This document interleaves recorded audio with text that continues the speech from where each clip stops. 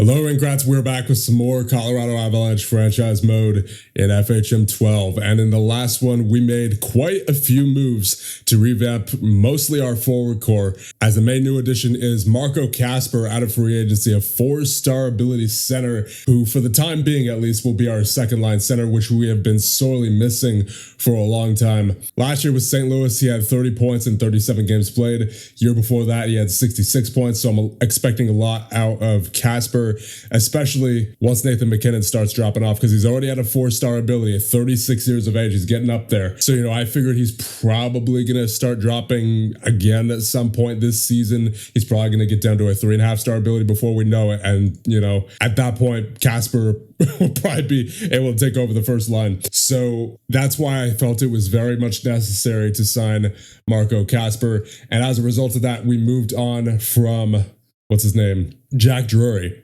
who was previously our second line center. He only had a 12 up and down winger rating, and considering the fact that we also have Mr. Carter Meyer, who is looking to break into the top 9 at the very least on the third line, who he had a great playoff run, right? He had, I believe it was 13 points in 14 games played. Yeah. So trying to get him in there on that third line consistently now, but that was not going to happen without trading Jack Drury. So this is our roster headed into year number 7. You have Nabokov and Bereznoy in net. On defense, you have Makar, Korchinski, Nemets, McAvoy, Tuomisto, Ball, and Malinsky. And at forward, you have Necas, MacKinnon, Kasper, Messar, Jokin, Poulin, Vladimirov, Neuenschwander, Heineman, Coquet, Douglas, Meyer, Dellandrea, and Edquist. So quite a few new additions to the depth at forward this year, and hopefully it proves to have been the right decision. So with that, let's get underway with the regular season simulation of year number 7. Oh boy, Marty Necas is injured. It's a good thing we have some depth at right wing. How long is he out?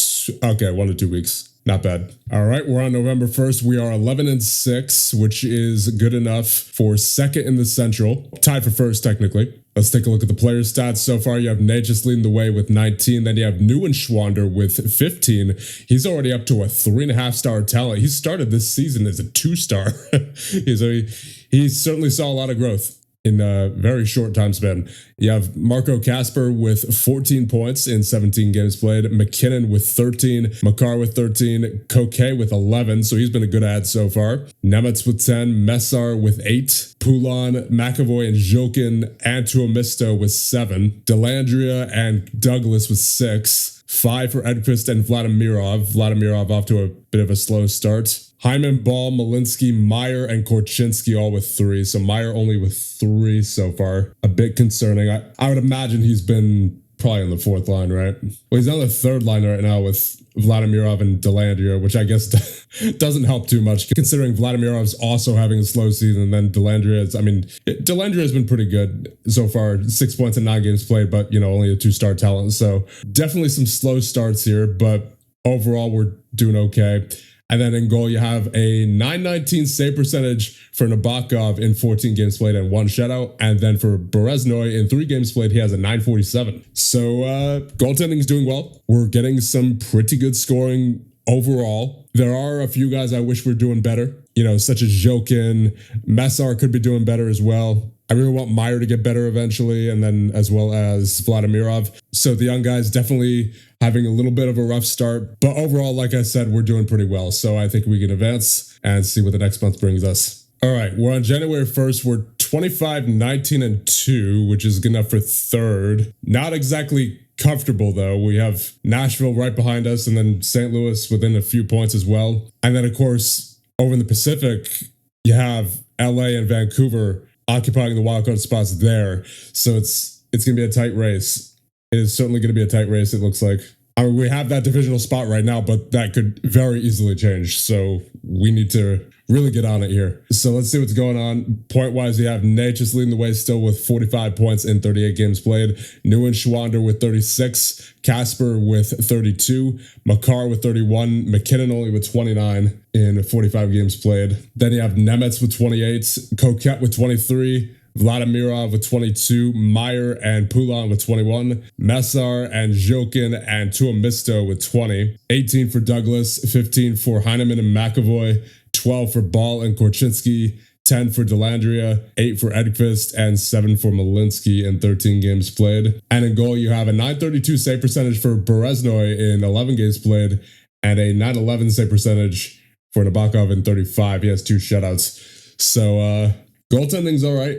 It seems like right now we're not really getting too much depth score. I mean, doesn't seem like it's bad. It's just I don't think it's ideal. Let's check the team stats. Goals for per game. All right, I mean, we're scoring more than I thought. I mean, maybe that's probably as a result of our stars. We're at a 3.43 goals for per game, 6th in the league. Goals against per game were 4th in the league with a 2.63.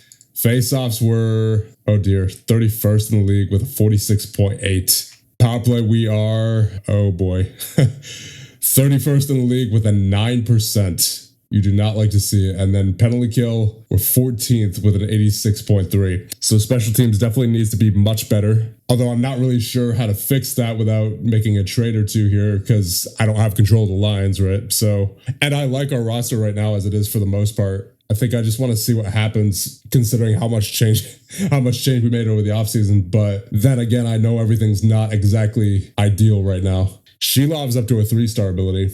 Maybe I consider calling him up, especially over someone like Delandria. But then if I call him up, then who does that bench, right? Because he's a 3-star. I don't think he's going to sit. I guess maybe Edqvist would sit in that case. But like I said, I don't have control of the line, so it's not guaranteed. Murnix is at a 2.5-star now as well. But between these two, I'm actually not sure who I would call up. Because Murnix has the 19 speed. Shilov, however, looks a bit more well-rounded, although he's not as good defensively as Murnix. And even Murnix, I say good defensively as in he's better overall defensively than Shilov, but he's okay. He's serviceable defensively. I think I'll give Murnix a chance. I really want to see what he can do with that 19th speed. So I'll call up Murnix and then I'll send down Delandria. If he doesn't clear waivers, then whatever. All right, so we're at the trade deadline. We're 38, 27, and 2. Which is good enough for 3rd in the Central, but just barely. You got Nashville right on our tail. St. Louis is pretty much there as well. So it's going to be close. It's going to be a close finish here this year for sure. And then you got 2 wild cards in the Pacific with Anaheim and San Jose, 75 and 74 points, potentially being in the wild card, right? So it's going to be a very interesting finish here. Let's check out the stats briefly. You have Natchez with 65 points leading the way. Then you have Neuenschwander with 52. He's had a very good sophomore season. Then you have Kasper and Nemetz with 45. Makar with 43, McKinnon with 42. He still have 4-star abilities, so he hasn't dropped down yet this season. Messar with 34, Koke with 33, Vladimirov and Meyer with 32, Zhilkin with 31, Douglas and Tuomisto and Ball with 26, 25 for Poulin, 23 for Heineman, 20 for McAvoy and Korchinski, 13 for Edqvist and Malinsky, 10 for Delandria, 4 for Murnix in 14 games played. And then in goal, you have a .901 save percentage for Nabokov in 48 games played. So he's been struggling a little bit lately, it seems. And then in 21 games played for Bereznoy, he has a .910 and 3 shutouts. So let's take a look at Nabokov's game by game. Oh yeah, he's been struggling a little bit lately. Yeah, 792, 778, 778. Oh boy, that's not pretty. 840 as well. Yeah, he's had it rough the past month or so, it seems. So hopefully you get that sorted out by the time playoffs roll around, because I don't think I'm going to be making any trades, honestly. Let's take a look at the team stats. Goals for per game, we're currently 4th in the league, 3.49. Goals against per game, we are 6th in the league, 2.85. Face-offs, we're currently 29th in the league with a 47.4. We got a little bit better since we last checked. Power play, we are 29th in the league with a 9.3.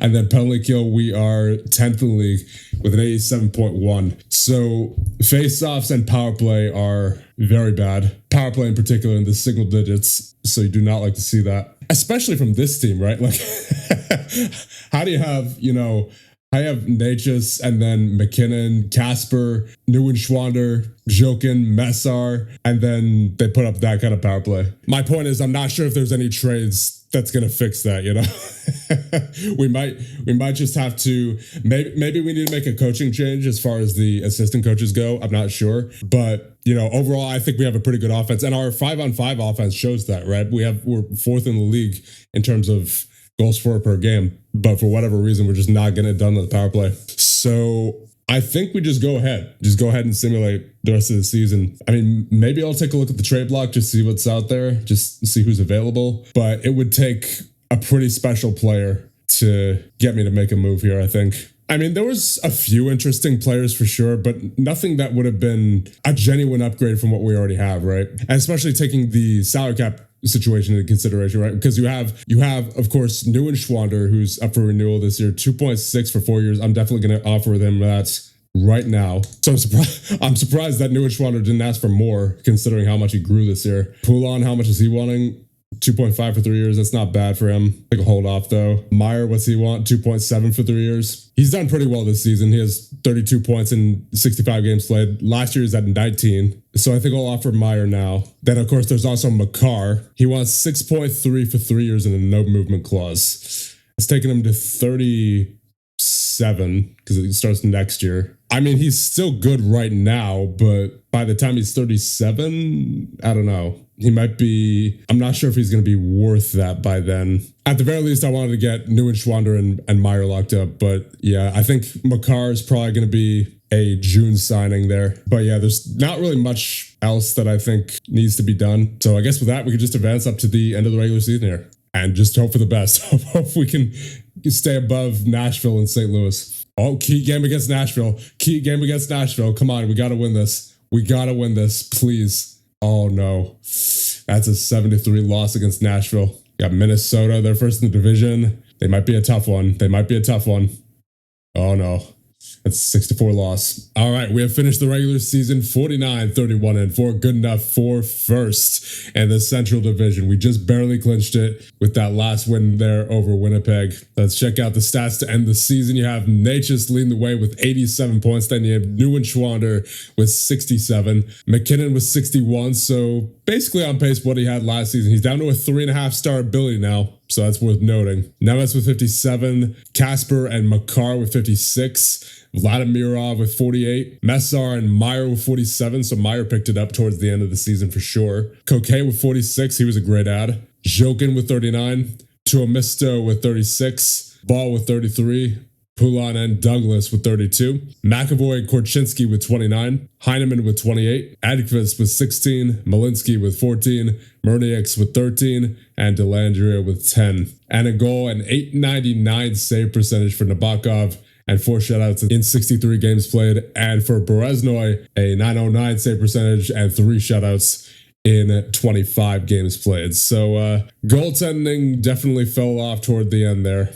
Hopefully Nabokov can get back to his early season form for the playoffs, because that is some of his save percentages here as of late are not looking good. But you know what? Overall, that was a pretty solid season. So not going to complain too much, but I do wish the goaltending would have been better there towards the end. So we're just going to have to hope that he clutches up for the playoffs, because he does, the thing about Nabokov, he has great mental ratings. So I'm hoping that those will help him out here in the playoffs. So that said, let's see who we have in the playoffs. And it will be the 43-33-8 Winnipeg Jets in the first round. So with that, we'll end things off here, but not before I thank the channel members. Thank you guys so much for all your supports, and I'll see you guys in the next one.